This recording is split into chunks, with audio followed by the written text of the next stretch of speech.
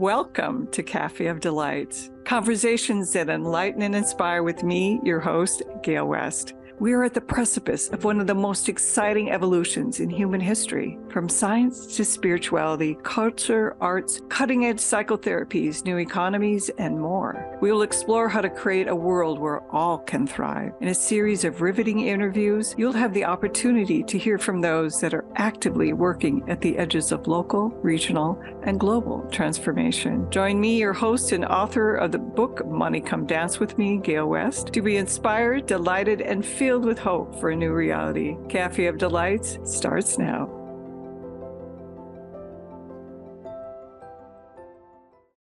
Welcome to Café of Delights. I'm your host, Gale West.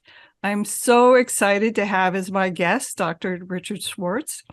And Dick Schwartz began his career as a family therapist and an academic at the University of Chicago, University of Illinois at Chicago, where he discovered that family therapy alone did not achieve full symptom relief. And in asking patients why, he learned that they were plagued by what they called parts.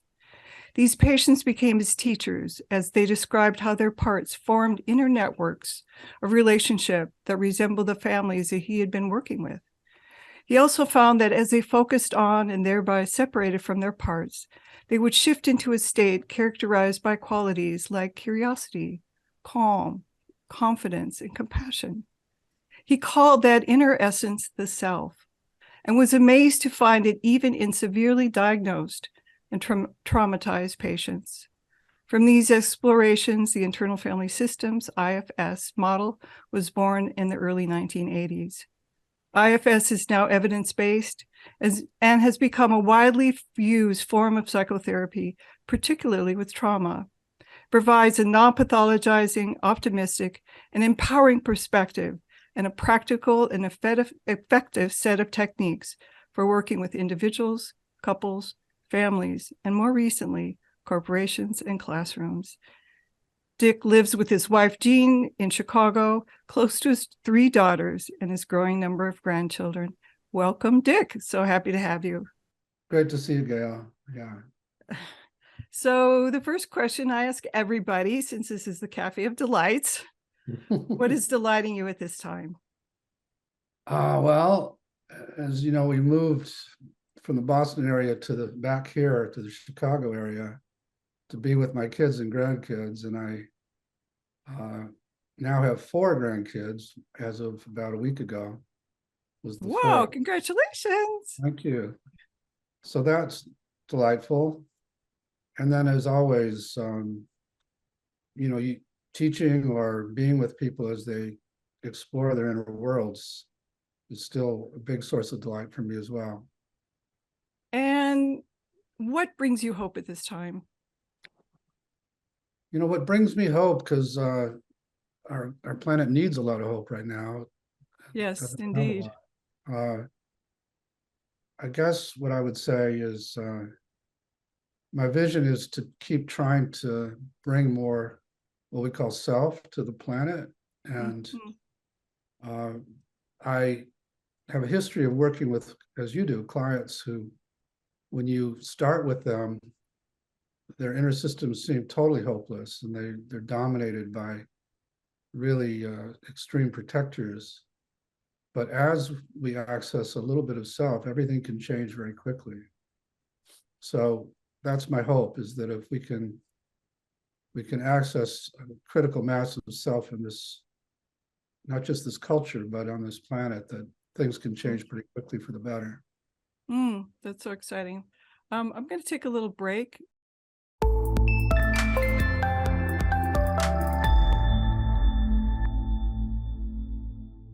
So I've known you for years, but I'd like for you to go into, for our audience, what is the origin story of IFS? Yeah, I think you were around for part of that. I don't know. A long time ago, I met you in 1990, I think. Yeah. Okay, yeah. So I graduated from a doctoral program in family therapy back in 1980. And I was one of those obnoxious family therapists who thought we'd found the Holy Grail, and decided to prove that by doing an outcome study with bulimia. And found, to my frustration, that we could reorganize the families just right, and still a number of my clients continued to binge and purge. And so out of frustration, I began asking why. And they started talking what to me at the time was the strange language of parts. And they'd say some version of, when something bad happens in my life, it triggers this critic who's calling me all kinds of nasty names. And then that brings up a part who feels totally empty and alone and worthless and young. And that feeling is so sort of distressing that in comes the binge to take me away from that.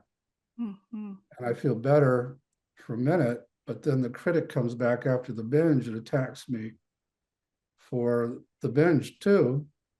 And so then that empty, young, worthless part gets triggered again, and the binge has to come back. And as I heard all that, it sounded familiar in a way to the kind of sequences I was studying in external families.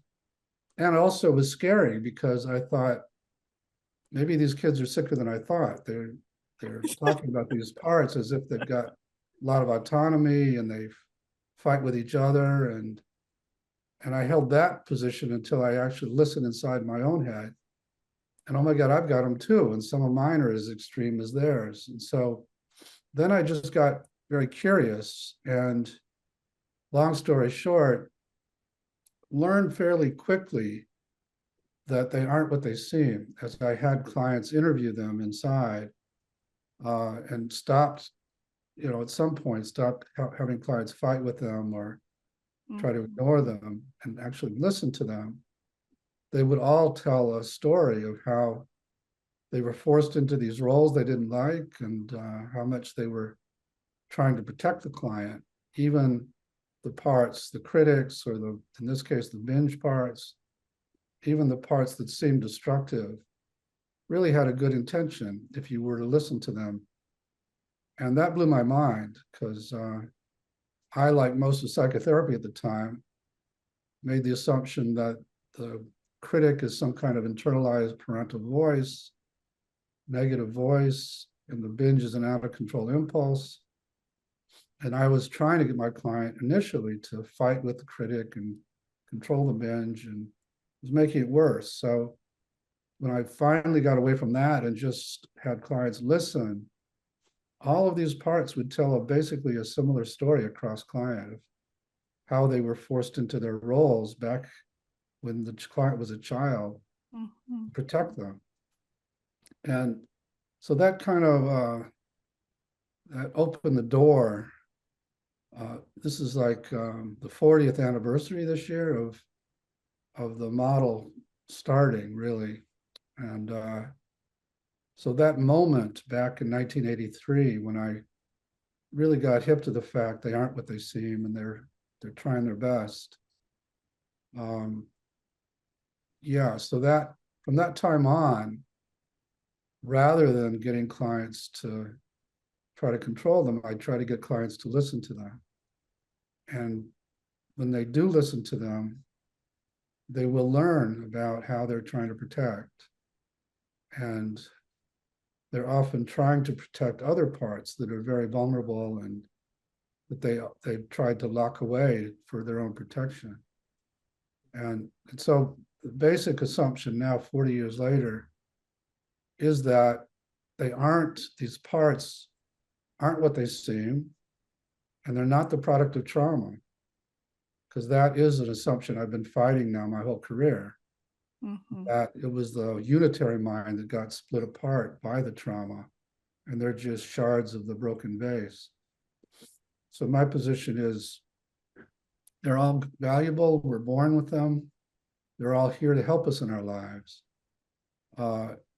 And they get forced out of their naturally valuable states by traumas, by attachment injuries, by also dynamics in our family where some parts aren't welcome in our family.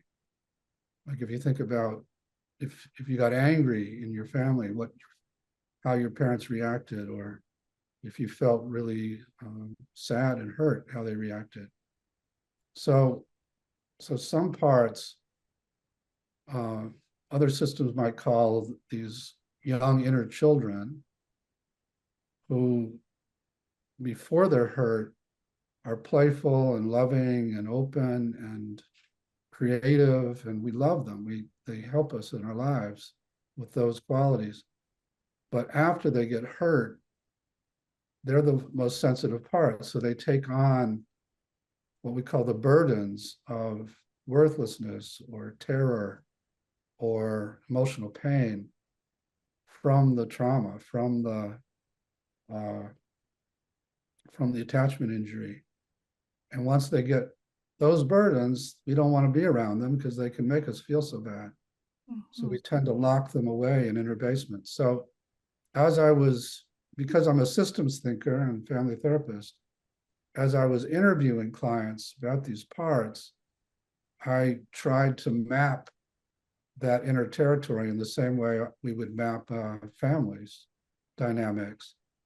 And that was one distinction that leaped out immediately between these parts I just described, who get hurt the most, and then the parts that are forced out of their naturally valuable states to become the protectors of those parts. So pretty early on, that map became obvious and has held up as a really good way to understand internal systems ever since. So that was parts.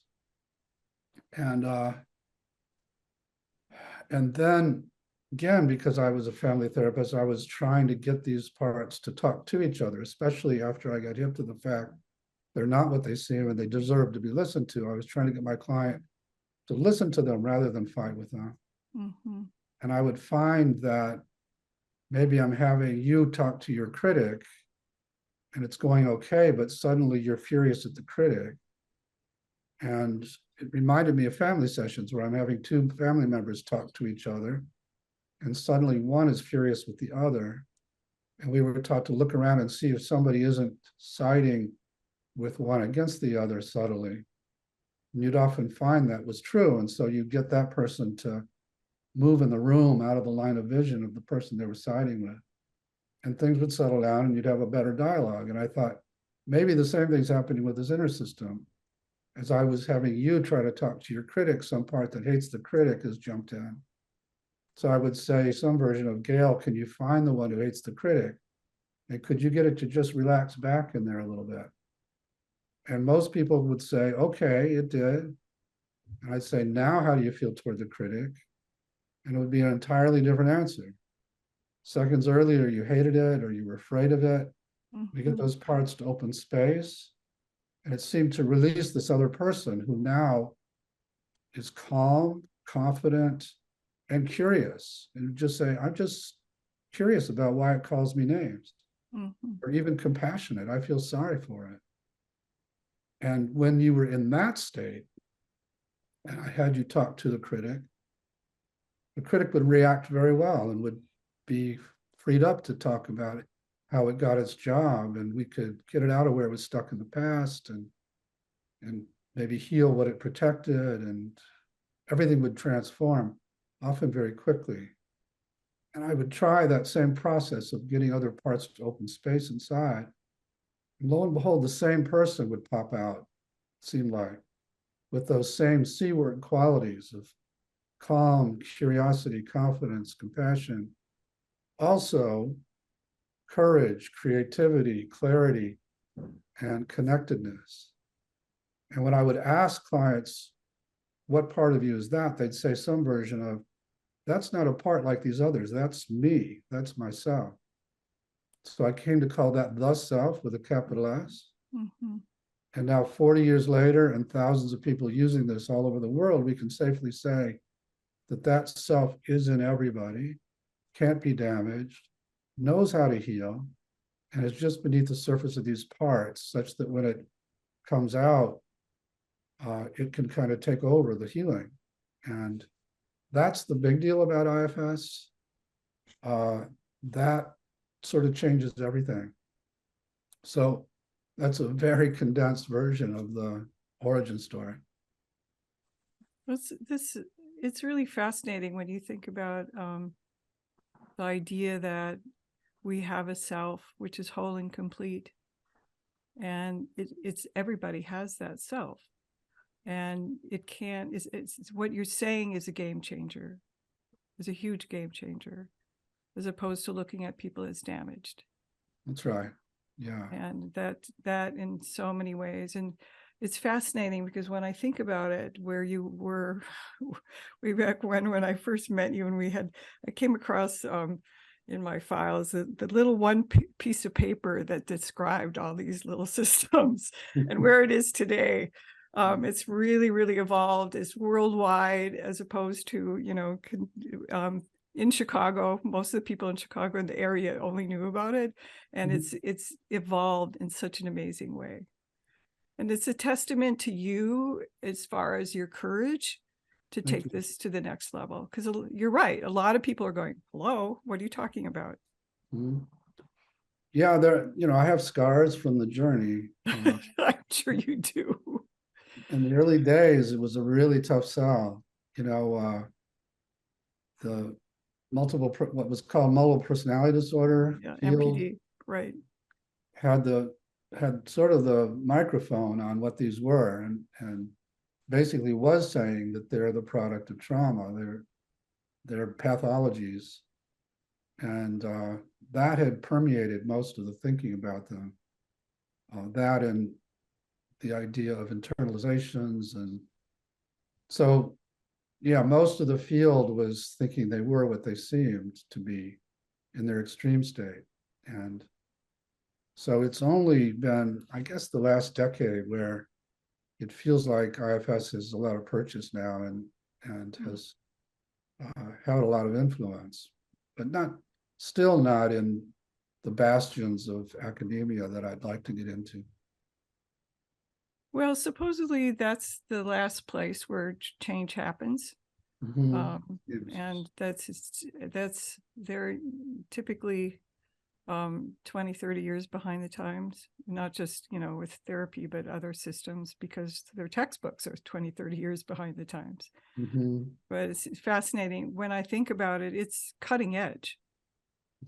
And anything that's cutting edge takes a while but somebody was telling me this, one of my clients was saying this morning that you guys are in Russia and Egypt and all these places where we think, oh, there's all this trauma, there's collective trauma, and hello, little by little, we're changing the planet in your own way.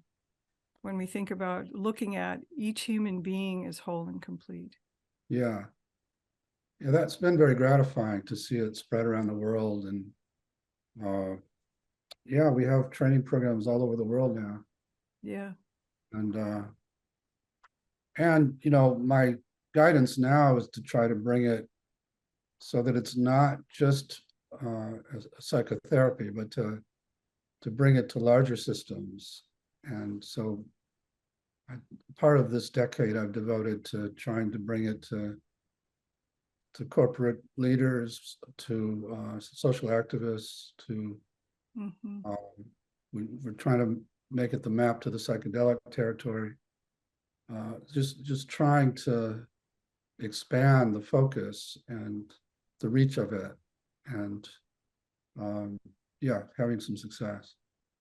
So let's go back a little bit and just you've talked about protectors, you've talked about burdens. Let's just kind of map a little bit more for the audience of just the system as you see it. Sure. So I talked about these vulnerable parts that get hurt, and once they get hurt, we don't want to be around them because they have the power to overwhelm us with their pain or their terror or their sense of shame. And then it's hard to function. So we almost naturally try to lock them away in inner basements, and everybody around us tells us to do that. This is a rugged individualist culture that says, if you get traumatized, just move on. Don't look back. You can't change what happened. Buck up. Let it go.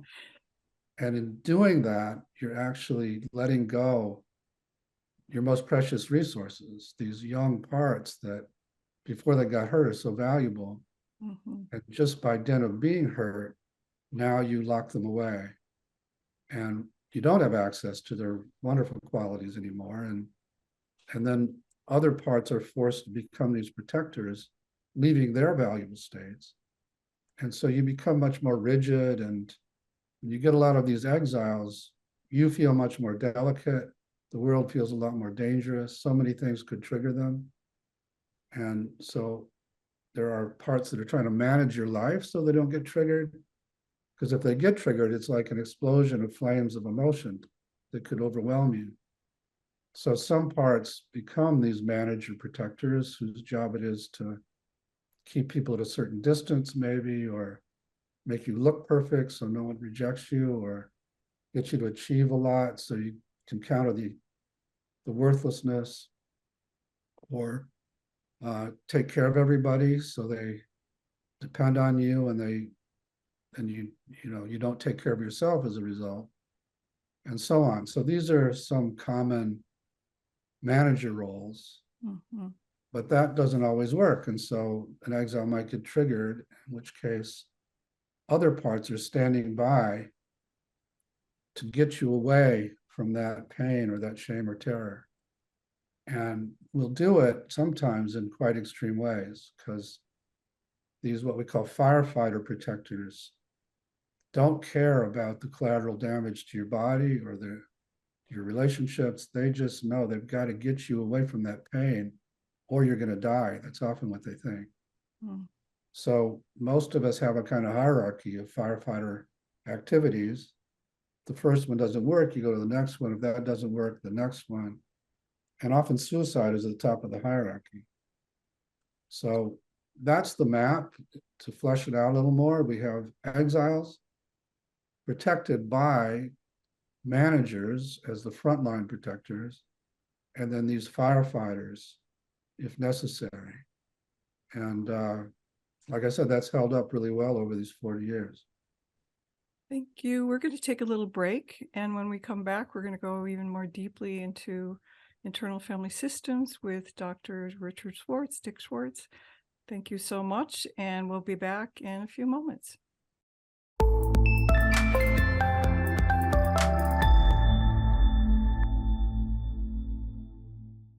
And hello, you're back on Café of Delights with me, your host, Gale West. And I have today Richard Schwartz, who is the creator, inventor of the Internal Family Systems, IFS. He's been talking about the fact that we have a self, which is whole and complete, and about these parts that actually navigate our lives in many ways. So we talked about protector parts, little, you call them little parts, what, exiles? Exiles. And then firefighters. Can you give me some examples of what would be a firefighter? Yeah, so if you think about, I'll point it at you, Gale. So if one of your exiles gets triggered, what's your first impulse, would you say? I'm out of here. Yeah, okay. So that's a common firefighter activity. It's very reactive, and it's not going to allow you to feel what the exiles got triggered by. Yeah. But let's say you can't leave. What's the next one on the hierarchy for you? Just kind of going in and just being in this inner place where I don't talk to people and I become a hermit. So shutting down, in a sense. Yeah, shutting down. Yeah. Yeah, okay. That's a good one. Yeah, so those are common. Other people immediately get enraged or get taken away in their mind. They're just not there anymore. Or, if I get triggered, if my worthlessness gets triggered, I'll go write another article or something. That's productive. Yeah. But for a lot of people, it's the addictions, get you higher than the flames of emotion right now. immediately. Mhm. So drugs or alcohol or work could be that, or I think a uh, common to these food, days is Facebook, Facebook, social absolutely, media, social media, TikTok, TV, yeah, TV. Yeah. So yeah, those anything, soft addictions. anything to distract you from Yeah. those raw emotions that would otherwise overwhelm you and make it hard to function. So yeah, those are just we all have our favorites. Those are some that come to mind now. One of the things you mentioned before we took the break is the managers, and achievement is one of the managers. Right. Can be, yeah. So I'm curious when we think about that, as far as we talked about the kind of the collective systems, and particularly this culture right now that we're in, which American culture, we're in America, that seems to be one that is a driver, that is part of the whole culture. Yeah, Doing. We have to do. And so many people say, well, I haven't been productive today. I'm not productive. And I would think that productivity would be an example of a manager. yeah. This part that again, it feels like if you're not productive, a couple of things that happen. One is if you ever sit still, those exiles will start to come up, and your worthlessness will start to come up, and so it's got to keep you dancing and busy, and the productivity has to counter the worthlessness. So I work with a lot of those kind of workaholic people, and that's often what's going on. And yeah, sitting still is terrifying. Mm-hmm. Well, it's so I'd like to go more into the idea of self, and what are the aspects of self. And Yeah, I mentioned earlier when I was experiencing people getting into self, I started to catalog the qualities that would emerge. And so we have what we call the 8 C's of self, or self leadership, which include, just to mention them again, calm, curious, confident, compassion, courage, clarity, um, creativity, and connectedness. And these are the qualities that I, just saw that people would have in common when self was there. These are the qualities that applied the most to the healing endeavor. But also, people would feel other things that I don't include, partly because they don't begin with the letter C, like joy or perspective or a number of other kinds of qualities. But those 8 C's seem to be the most related to the healing endeavor. mm-hmm. And that's held up actually quite well over all these years. Well, one of the ones that I know you have you have the what, 5 P's or 6 P's? 5 P's 5 P's. is playfulness. Uh-huh. And what's Yeah. fascinating about that is a quality of the child Yeah. that brings that inner joy, that inner connection, that inner sense of the curiosity to the world. Mm-hmm.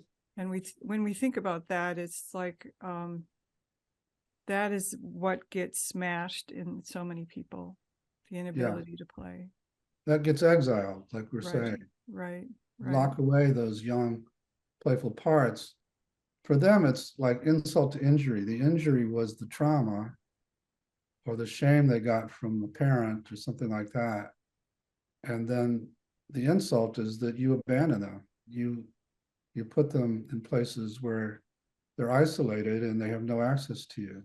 And and then these managers take over and they're pretty joyless a lot of the time in their extreme roles. So yeah, a lot of people forget how to play just because they're disconnected from those playful parts. So you mentioned the idea of unburdening. Can you share what that is? Yeah, so as I was getting to know these parts, they would talk about these extreme beliefs and emotions they carried.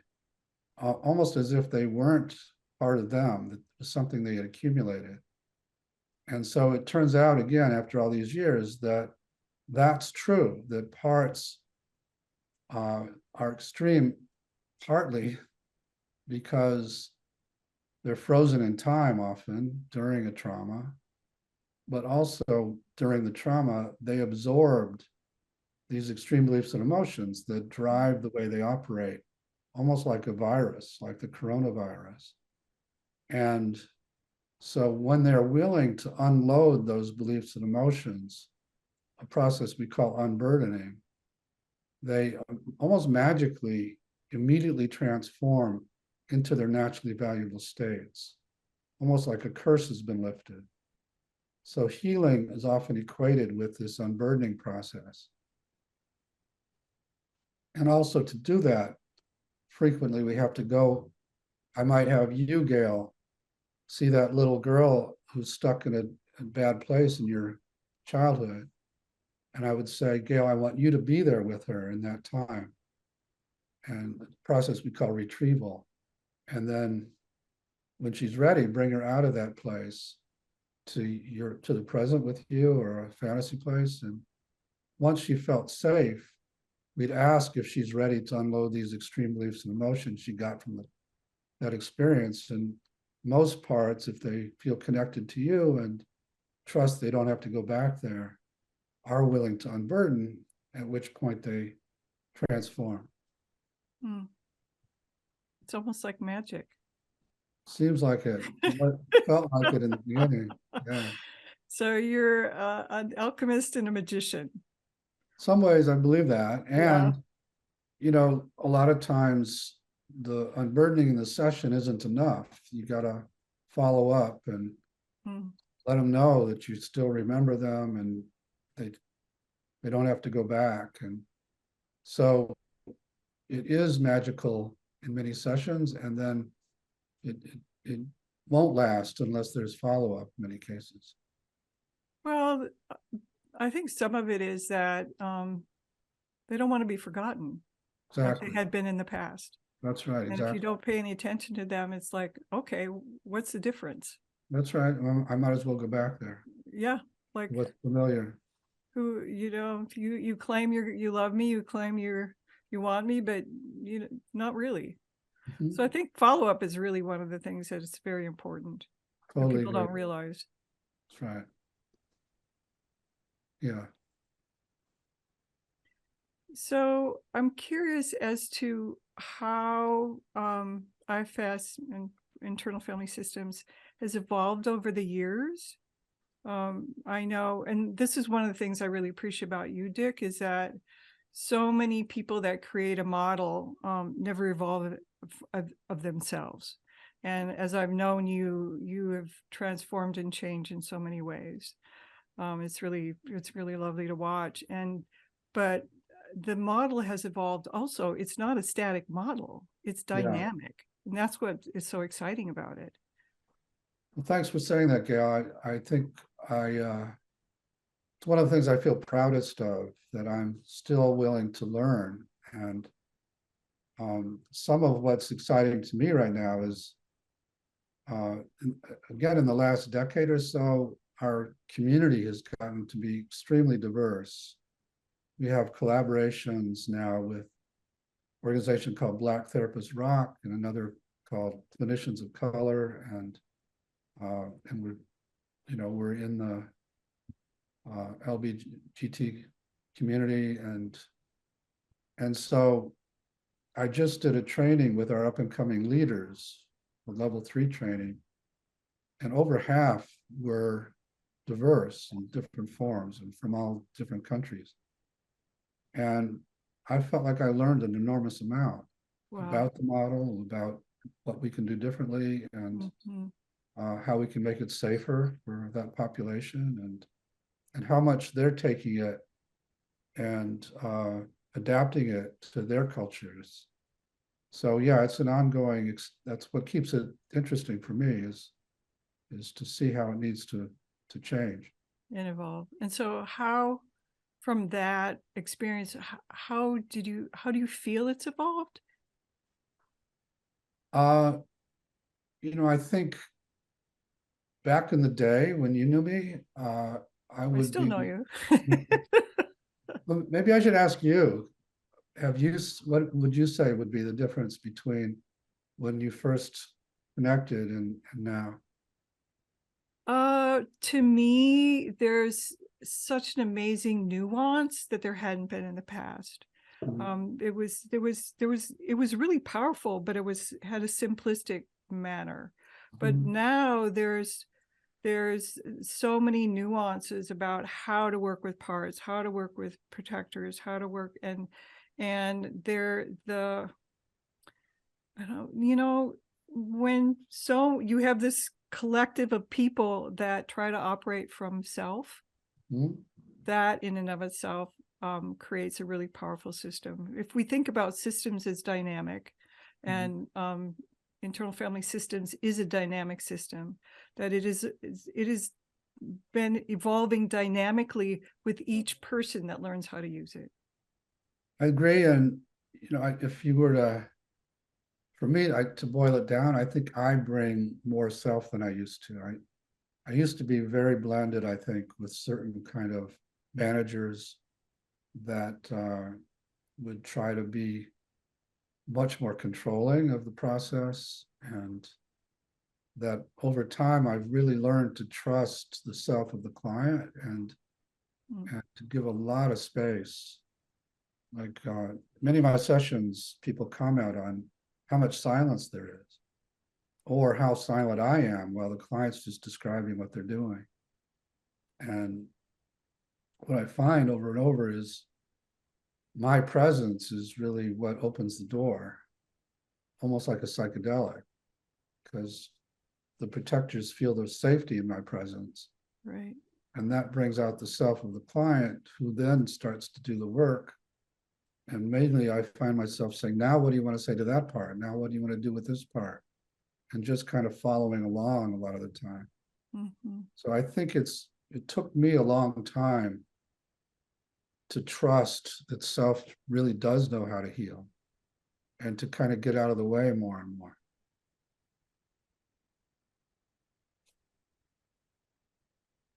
Well, one of the questions I was gonna ask you is how have you evolved in the model, but you just answered it.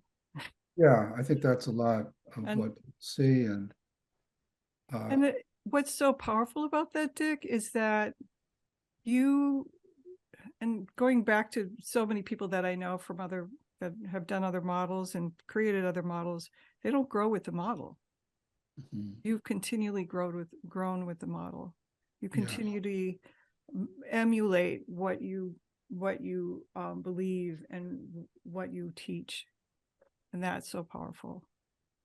Yeah, and I've been lucky because I've had people around me, yourself included, who busted my parts. When my parts were getting in the way, they'd let me know. Sometimes in a very kind way, and sometimes not so kind. But if I'm proud of anything, it's that I took that feedback seriously, and then did my work. And the person you see now, as you know, is very different from the person you met in 1990. Yeah. Because of that, because people really sort of forced me to work on myself.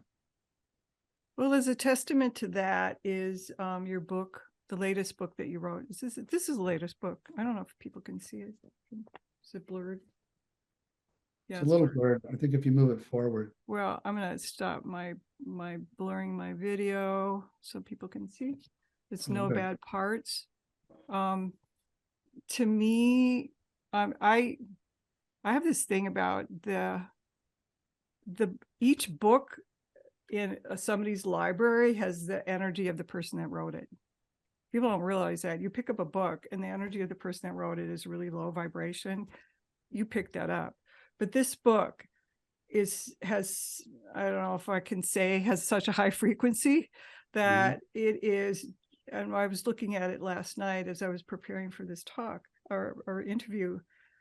I could feel such love. Oh my God, I'm gonna feel like crying, and such compassion that came from this book. that you have for people and you have for your work and you have for the world, that it's really profound. No, very moved to hear you say that and say it with such emotion. Yeah, it was a labor of I'm love. actually crying. I'm so sorry. Yeah, Yeah. it was. It was a labor of love. It feels sort of channeled in some ways, and Yeah. yeah, I'm very happy that it's out there. Well, you've talked about guidance, and the thing that strikes me about this book, as opposed to so many other therapeutic models, it's incredibly spiritual. Yeah. This book talks a lot about self. When people sense how connected they are to humanity, they feel more curious about others and have more courage to help them. And the other thing that is, and here I'm going to quote from you. Can I do that? Self is a spiritual essence within us and around us, like a field that can quiet that thinking part of the brain. Mhm. What do you want to say about that? So you're talking about self is not a brain state. It is a spiritual essence. Yeah, and that's part of the evolution as well. Because when I first ran into it, I had trouble grounding it in. I was basically coming from a very scientific background, and I also had studied attachment theory. And attachment theory would say you shouldn't have any of those kinds of qualities unless you had a certain kind of good parenting during a critical period in your childhood. And I was working with clients who'd had horrible, horrible childhoods. So, and still they had all this. So I couldn't reconcile that.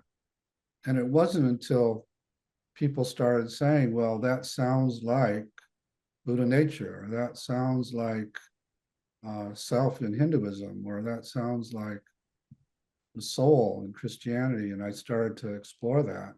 And indeed, it turns out virtually every spiritual tradition has a word for it, even though almost no psychotherapies do. Mm. So for me, that is what it is. And it isn't isolated in our systems. It's a drop of the big ocean of God or whatever you want to call that. And each of us carry that, but we're really connected when we access it to something much, much bigger. So yeah, the book is an attempt to lay out some of that. Yeah, it's really powerful.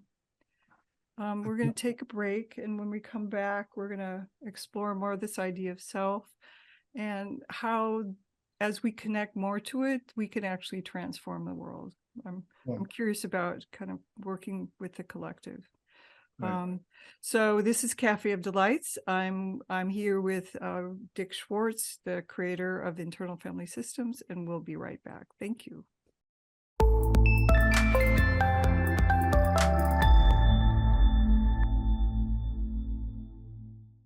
Hello, I'm Gale West, your host at the Café of Delights, and we're back. I have Richard Schwartz, Dr. Richard Schwartz, who created Internal Family Systems, IFS, here talking about parts, about self, and about many, many other things. We're so happy to have you. So I want to go more into the idea of, we've been talking about how IFS has really been transformative, both for many, many people, but you're starting to work with organizations. And one of the things you talk about is legacy burdens and the legacy burdens of the collective. Can we go a little bit more into that and how you'd see that as part of healing and systems as far as IFS and healing the world, basically? Yeah. That might be So too much of a question. it's a big one. As you mentioned, or as I talked about earlier, the unburdening process is very transformative and sending extreme beliefs and emotions out of your system. And in the early days, all the burdens I was learning about when we would witness where parts were stuck in the past were related to what we call personal burdens. They were personal traumas or attachment injuries are the scenes that the parts would show. And then some parts started showing scenes that were clearly from their ancestors' lives. And in exploring that, it turns out that there are things that might have happened a century ago that was some kind of big trauma in your family lineage, but then got transferred through the generations down to you, and you feel a lot of maybe the terror that somebody experienced during a war or a famine or something like that. It really has nothing to do with your life, but still has a big impact on your life. And so in exploring that, we tried to figure out how do we unload these legacy burdens as well as the personal burdens. So you mentioned in the book something about the legacy burdens of, let's see, we talk about the legacy burdens of the collective. So racism, materialism, individualism. Can you kind of expound on that a little bit? And part of this came from trying to write the book, it became clear to me that there are burdens that are from your direct family lineage or ancestors. And then there are burdens that came with your ethnic group. And then there are burdens that are just floating around our culture. I focused on the US mainly. And I tried to figure out which are the most toxic legacy burdens in the United States. And so I came up with 4, but there are many others. Mm-hmm. And the 4 you just mentioned, although you missed one. So racism for sure, and then patriarchy. Yeah. And then individualism and materialism are all big drivers of many people in this culture, particularly white people.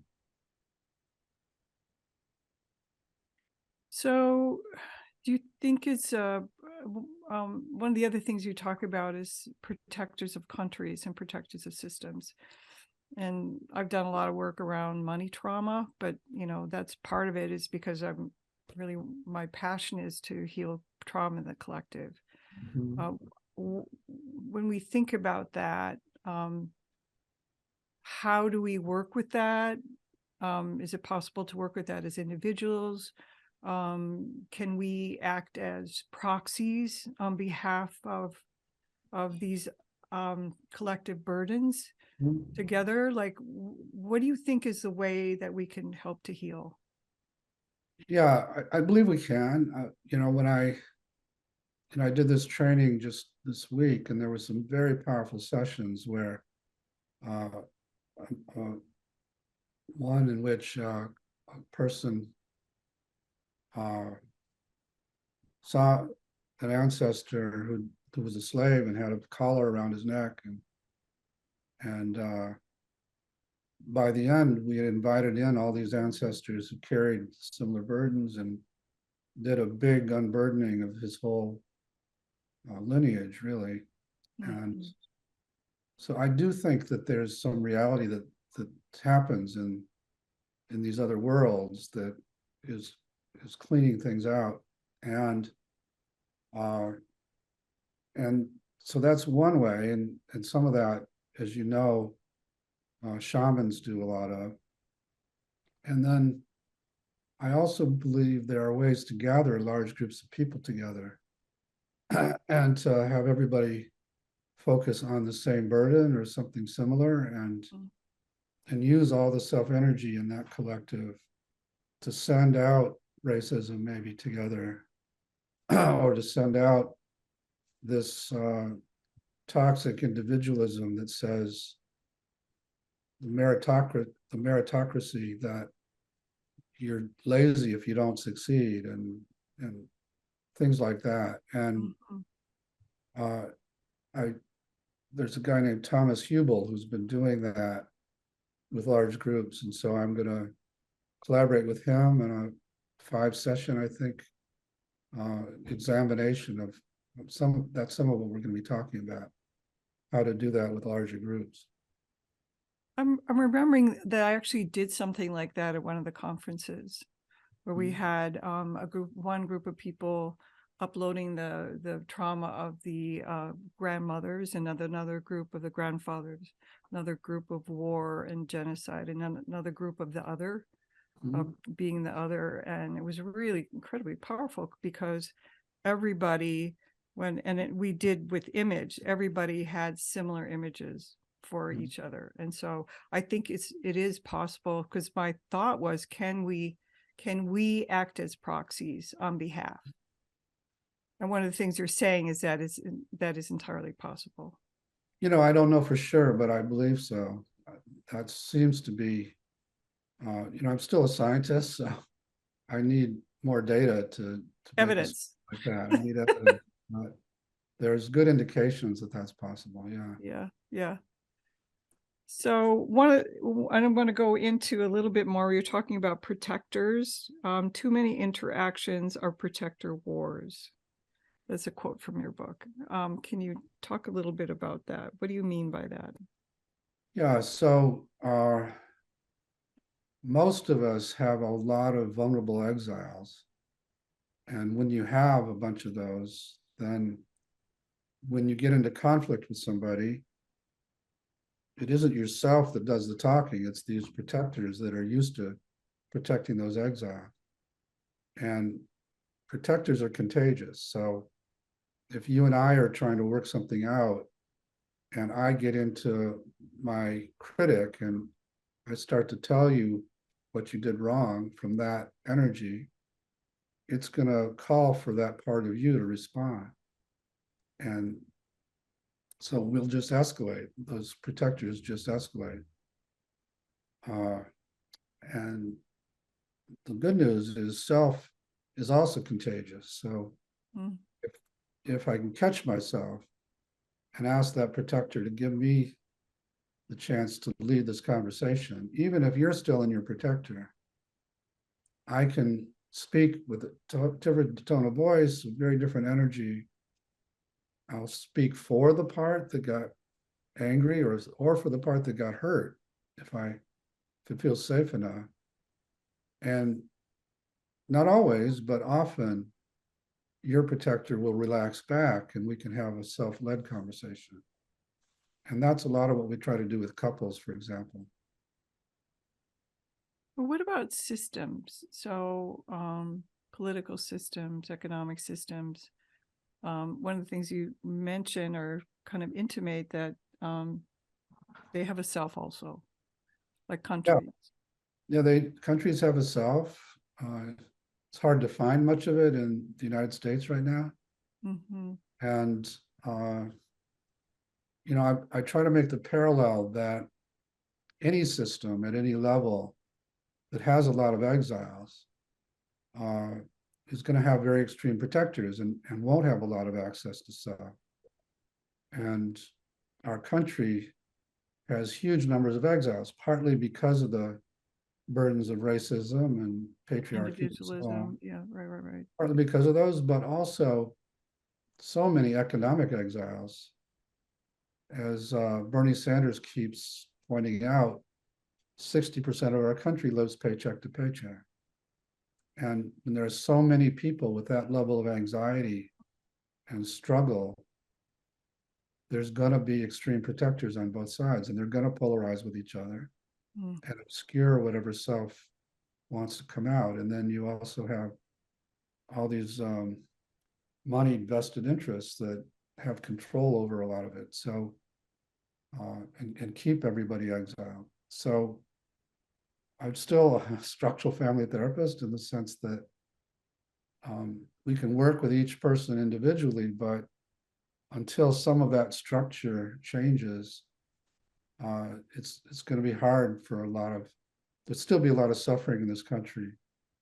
And so that's partly why I decided to start to aim toward influential people in the country. And so like one example, in addition to the executive coaching programs we have, is I've gotten very interested in the impact of ketamine in IFS. And we're running ketamine and IFS retreats by invitation, and we're inviting leaders of various kinds to come and so they can become more self-led, because there's so much healing that can happen very quickly. And then they can, like I said, self is contagious, so that they can bring more self to whatever systems they're involved in. So yeah, that's my vision now. Well, that's a big vision, and it's exciting. And I think about the monetary system. Yeah. And I'm thinking that it does have a self, because that's my thing. All these systems have a self. And if we can together shift our paradigm around generosity and collaboration, that feels like that's what needs to happen. Yeah, just to mention, I got permission to say this. I've been working with a guy who is consulting to the World Bank and the IMF, and using IFS to depolarize the administration and the board, for example. So there's more self in those organizations. So that's the level that I'm trying to bring this. That's exciting. So we have 2 minutes left. Do you have any last words of wisdom? Only that it's great talking to you again, and I appreciate how much research you did for this, and what you said about the book. And yeah, it's just lovely to be with you. I wish you were still in the Chicago area, even though I'm sure you don't. Yeah, I miss my friends, and it's too bad that we moved right when you moved. Yeah, it is too bad. And any words of advice for people as far as how they can find out more about IFS, or how they can find an IFS therapist? Or yeah, our website is ifs-institute.com, and we have a directory of therapists on it, and there are a bunch of other books available through it or other places, and there's a lot of YouTube videos if people want to watch it in action. Yeah, we also have what we call the online circle training program if therapists want to learn more about it. We have in-person trainings, but unfortunately the waiting list is massive. I mean, fortunately, but unfortunately. So they're very hard to get into, but there is an online circle program where people can get oriented. I'm so delighted and honored to be with you today. And I'm sure the people that are listening are just like wowed by your message and what you have to offer. Thank you so much. And this is Gale West, Café of Delights. Tune in next time, the second and fourth Thursday of the month at 10 a.m. Pacific. Thank you for tuning in to Café of Delights, conversations that enlighten and inspire with me, your host, Gale West. Listen or watch live every second and fourth Thursday at 10 a.m. Pacific on transformationtalkradio.com for a series of riveting interviews from those who are actively working at the edges of local, regional, and global transformation. From science to spirituality, culture, arts, and new economies, and more, we will explore how to create a world where all can thrive. For more information on hope for a new reality, visit me, Gale West, at successwithsoul.com.